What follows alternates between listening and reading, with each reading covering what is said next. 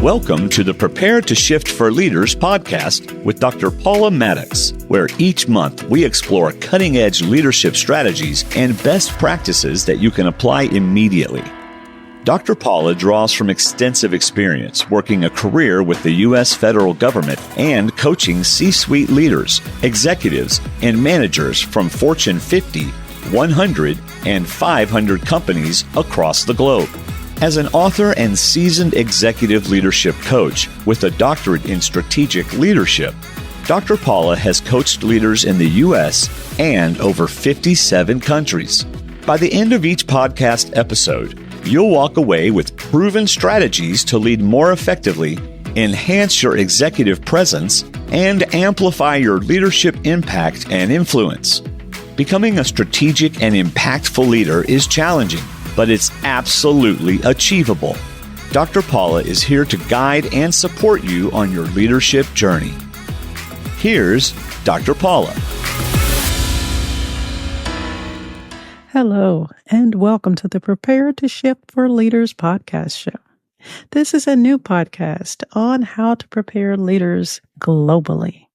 I am your host, Dr. Paula Maddox, and as an author and global leadership executive coach with nearly 20 years of experience across a wide range of industries in the United States and 57 other countries, I've had the privilege of engaging with diverse leaders at all levels as entrepreneurs and executives in Fortune 50, 100, and 500 companies. So in this podcast show, we will explore leadership topics drawn from real-world observations, experiences, insightful conversations, and deep coaching discussions. From the C-suite to thriving entrepreneurs and new hires, this show offers valuable insights and practical advice, no matter where you are in your leadership journey. I'm so thrilled that you are tuning in. Don't forget to like, subscribe, and share this podcast with friends and colleagues. So in this series, we'll delve into a wide range of leadership topics that resonate with managers and leaders worldwide. So, why should we focus on leadership at all? Well, because all of us are leaders and we need to activate that seed and skill within each and every one of us. True leadership has often been sidelined, yet it is crucial to bring it to the forefront. By doing so, we can better guide others and instill the genuine essence of leadership, demonstrating what it looks like and how to apply its principles. Leadership is multifaceted and shaped by diverse factors, and it deserves to be explored and understood from a variety of perspectives. So, in today's episode, we're going to talk about communicating with intention as leaders. So, the topic of communication is so vast and multifaceted, so much so that I could discuss it for over a year and still not cover everything. It's such a broad umbrella. And when leaders and managers tell stakeholders, employees, or team members to improve their communication skills, what in the world does that really mean? How can leaders communicate with intentionality and convey information with relevance and transparency that benefits others, the organization, and themselves? Well, it starts with being concise in our communication, avoiding assumptions, vague statements, or overly brief messages that can lead to nothing but further misunderstandings. So, in this episode, we'll begin to unravel this complex topic and explore how to improve our leadership communication skills. So let's begin. Let's talk about leadership communication. Leadership communication is the way we convey and project ourselves as leaders. And we will get into that a little bit deeper in a future episode because it really flows and aligns with leadership brand and image. So, it involves the ability of the sender to transmit a message to a receiver who in turn translates, interprets, and acts on that message. To truly connect with our audience or stakeholders and successfully direct their attention, we must be attentive to their preferred communication styles, especially if we want to influence, persuade, or prompt them to take an action. You might think, wow, that sounds a little complex, but is it really that complex? For instance, we already know how to tailor our stories or present our thoughts to influence loved ones, whether we're convincing them to buy something or we're trying to influence them to navigate through sensitive conversations. We instinctively adjust our approach to communicate depending on whether we're talking to friends or spouses or grandparents, and we've learned to frame our words to resonate with them so that we can increase our chances of achieving our goals. Well, the same principles apply in a business context. So, in my coaching sessions, I encourage my clients to frame their messages to appeal to those whose support they seek. If they are unable to land the message to the intended recipient, they have not executed with wisdom or clarity. Their mission has not been successful. For example, some of my clients work in industries where tactical thinking is needed and required. This is the audience that must often speak and present to others to influence. I often share with my clients that they will experience a higher rate of engagement and success by presenting information or business cases in a logical sequence or series of steps their audience can easily follow. If my client's audience is more data-driven, my client can use compelling metrics to support their central points. In other words, we must be attentive to the way others like to receive information, and it can be determined by attentively listening to our audience. So you may be asking yourself, well, what do I need to be listening to? Great question. We should always be listening to, first of all, how they speak and how they frame ideas. What are they really saying? And especially, what are they not saying? We should be listening to the types of questions they often ask.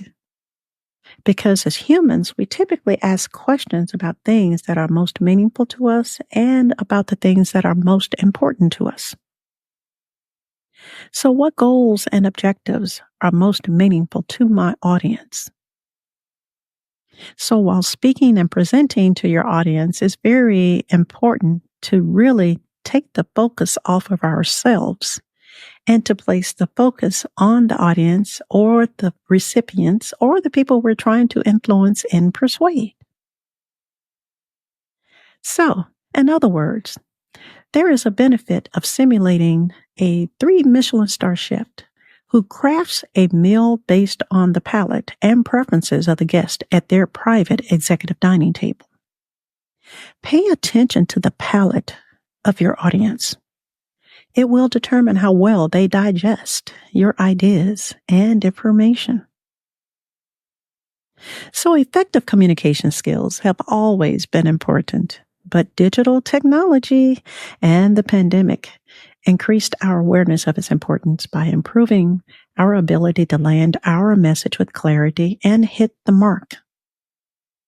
The root of communication is to ensure we are attentively listening to each other.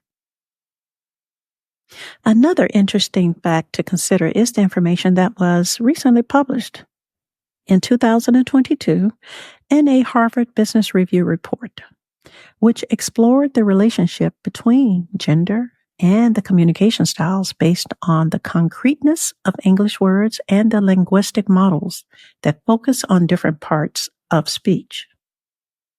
Their particular study revealed that men often used abstract language, which is less tangible and harder to visualize, while women wrote and spoke more concretely by sharing ideas that can be experienced with their senses.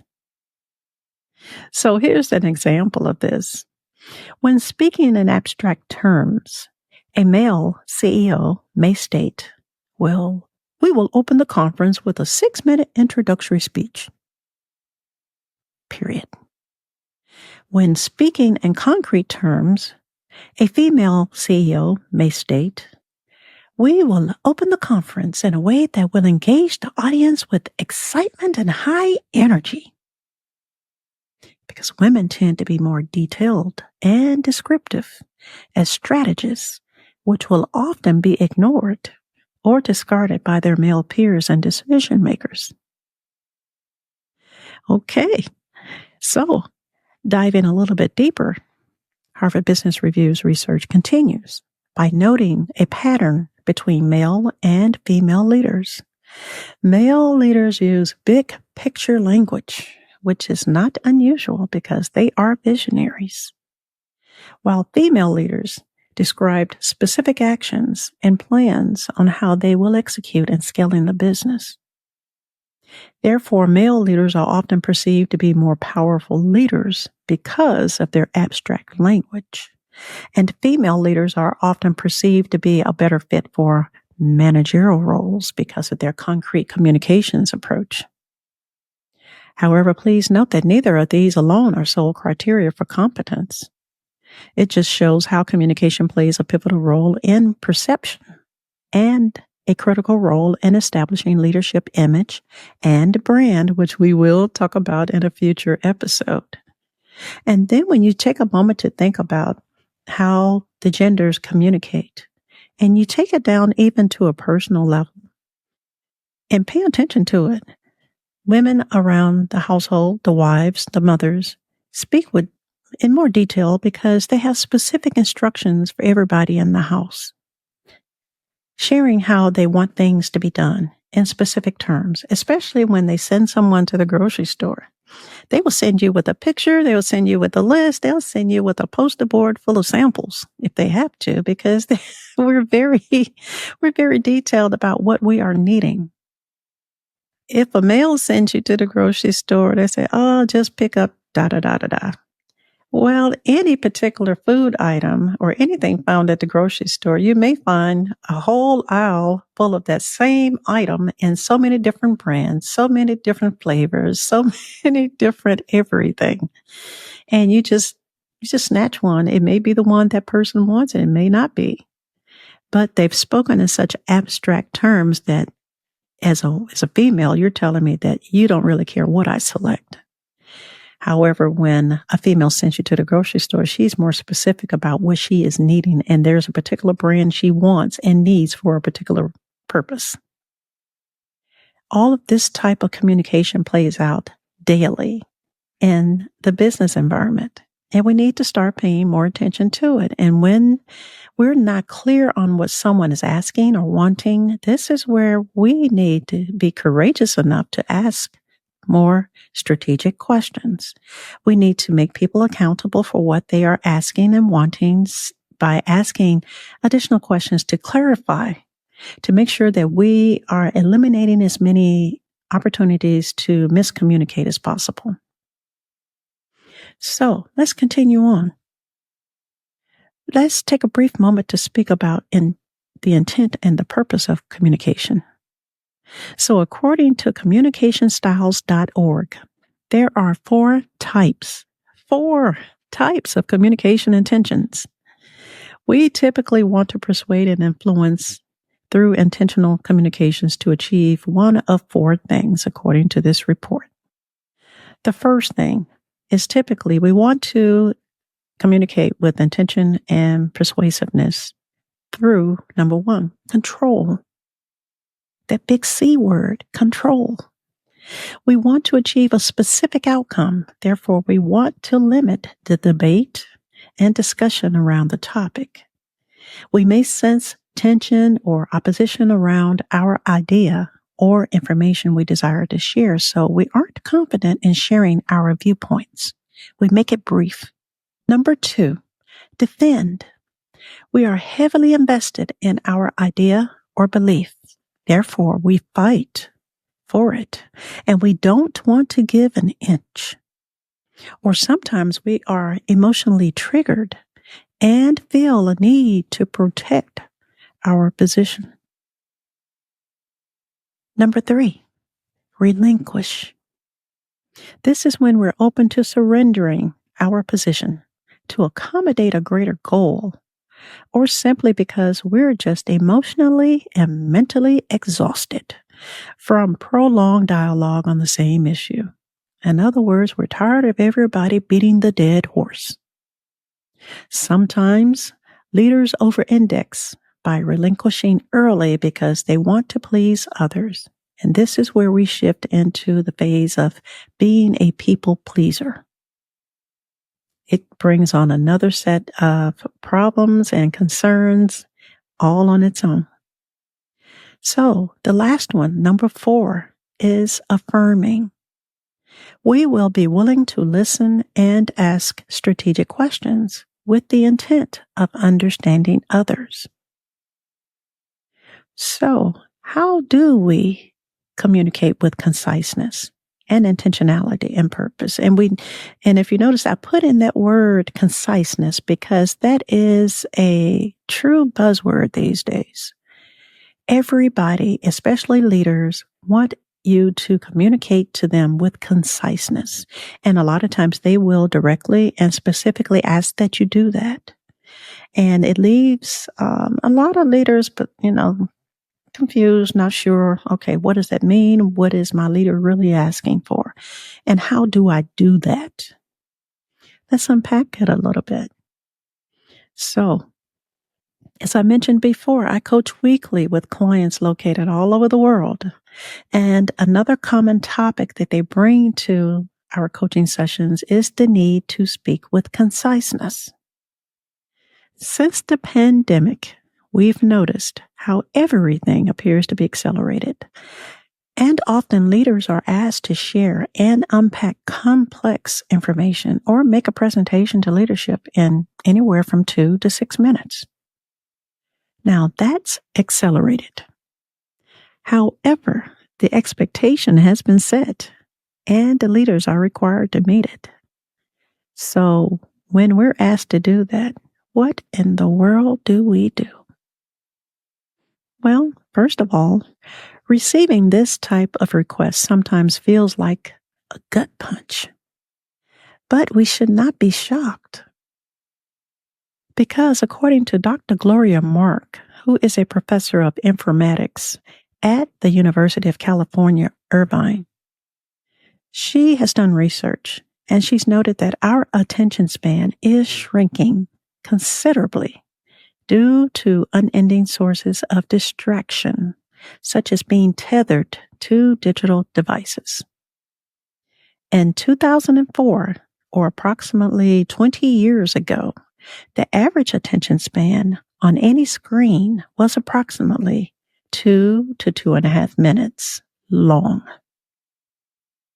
Here we are, 2024. Today, the average attention span is approximately 40 seconds, 40, which leads to a higher and faster attention shifting and high stress rate. Lower rates of cognitive switching are good, but it's often referred to as cognitive agility. So each time we're distracted, her research has shown that it takes an average of 23 minutes for us to regain our focus and to get back on task. So with all the constant distractions going on in today's world, it's no wonder that we're finding that we're losing a lot of productivity, because if it takes us on average of 23 minutes to get back on task, to focus on what we were previously working on, we are losing a massive amount of time every workday. So, Melody Wilding, who is a best-selling author and executive coach, also published an article in Forbes that offers a few tips on how to be a concise communicator. She states approximately 86% of employees blame the lack of good communication on workplace failures. However, in our effort to be thorough when presenting, we often lose the attention of our audience, and our points are unclear through over-explaining. So everyone is not a data or metrics-driven person, and most leaders, especially C-suite leaders, are inundated with so many complex and global concerns that they are a lot of times in an overload of information that leads to their lack of engagement in our presentation anyway. So if we over-index, they quickly become frustrated.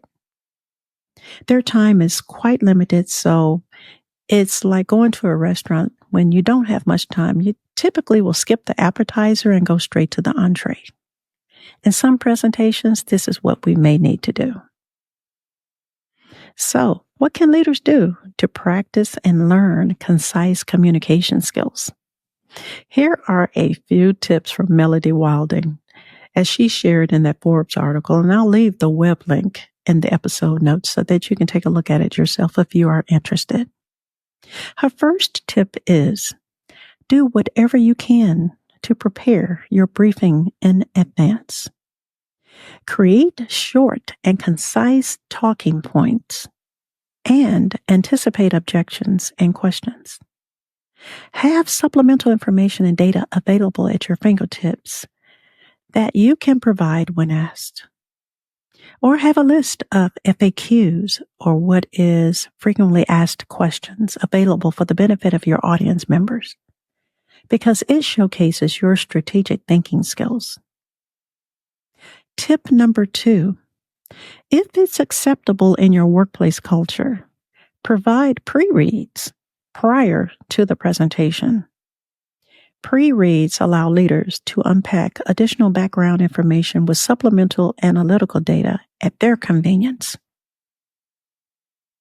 Number 3, set expectations early by highlighting 1 to 2 points you will share briefly with them. It's an attention grabber, and they will be sure to remember it. Her number 4 tip is to use the PREP, P-R-E-P framework, which stands for point, reason, evidence, and point. The first point offers your recommendation, the reasons or the justification for offering your recommendation. Then share the evidence, and then remind them at the close of why you believe the first point is the best option. This allows you to eliminate the fluff. So, in today's episode, we covered a lot of information. It's a lot to marinate over. It's a lot to ingest, and I get it. But I think it also offers you applicable ways to immediately begin to experiment with your leadership style, your communication style, based on your work culture, to decide what's going to be best for you individually as a leader. So today's key factors enable us to communicate concisely and with intention and with purpose. So as a recap, number 1, begin to listen attentively to your audience and your stakeholders so you will know how your audience prefers to receive communication. Are they tactical? Are they data-driven? Or do they prefer to receive a story? Because as humans, we all relate to each other through stories. What is your story telling them? What do you want to share with them? So their communication preference in receiving information will determine how well you're going to be able to persuade, influence, or prompt them to a call to action. Point number 2, begin to note how gender typically plays a role in leadership communications.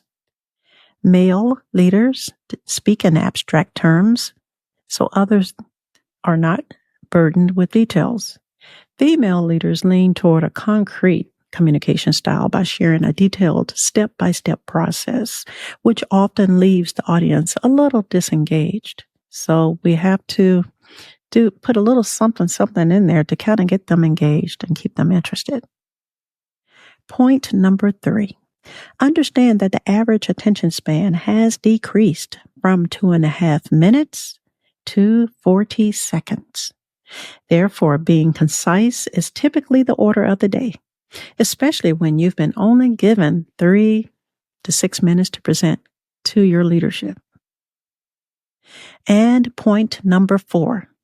Leaders can communicate more concisely by sharing pre-reads prior to the presentation or preparing in advance and creating those FAQs for anticipated questions or using that PREP framework, which is to present your point or recommendation, then give the reasons for doing so, then touch on the evidence briefly and reiterate your first point again.